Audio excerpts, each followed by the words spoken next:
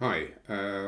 When I was chatting with a friend at racing the other night, um, we were discussing shock maintenance. So I just thought I'd do this quick video on like how I maintain my shocks in between runs and like try to achieve an equal rebound in them. So here we go. Cheers.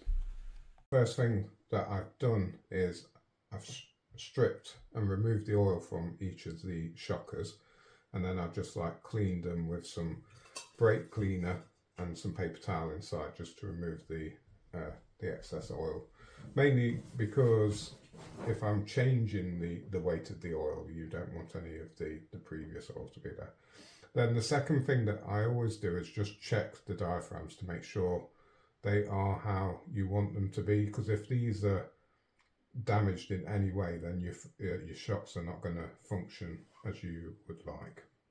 The other tools that I'm going to need whilst I'm doing this is like the magic gum, just to clean them, remove the oil, and just somewhere to put the shockers whilst I'm waiting for the air to be removed from them, because I don't have like one of those pumps that people can buy to be able to do it. I'm just a bit old school with that.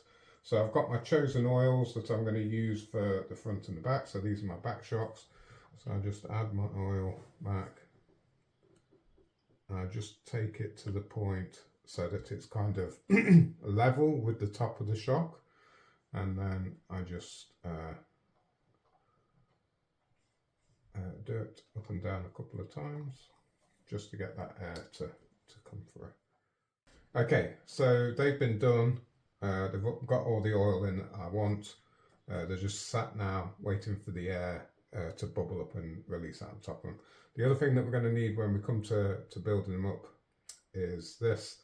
So I'll just leave them for about an hour, and then I'll come back, check to make sure all the air's gone, and then we'll finish off the build. So we've returned to the shocks now, and the first thing that you do is just plunge them up and down.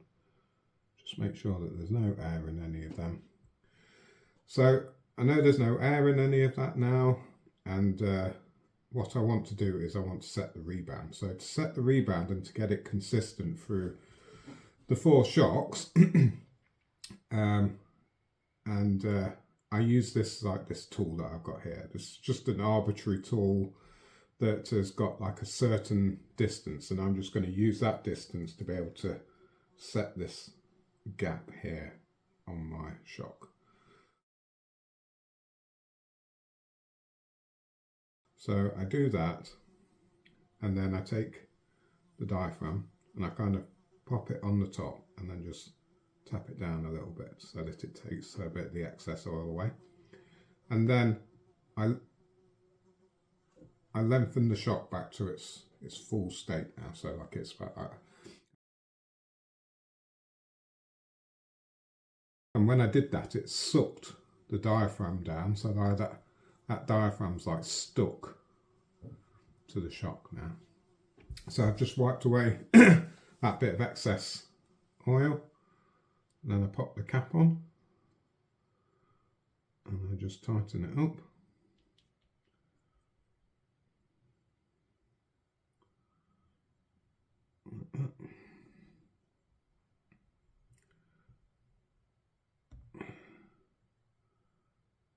That's fine. And then now if I press in the shock and let it go, it's got a perfect rebound on it. Like the speed of that is just perfect. Like you want just slow and consistent like that.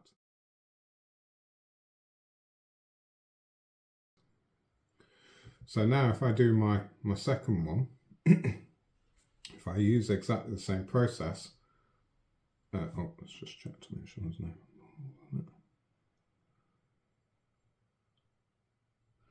Yeah, so now if I do exactly the same process,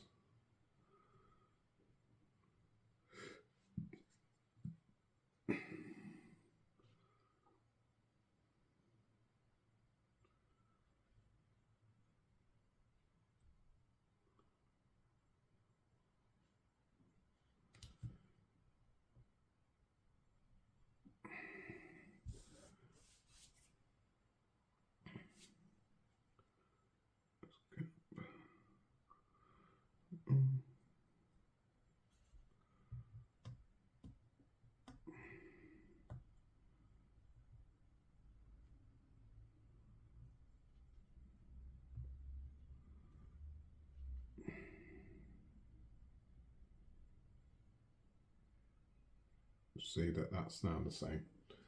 And we can get both shocks, and if we push them in together, they go in evenly. So now we know that those shocks are completely balanced.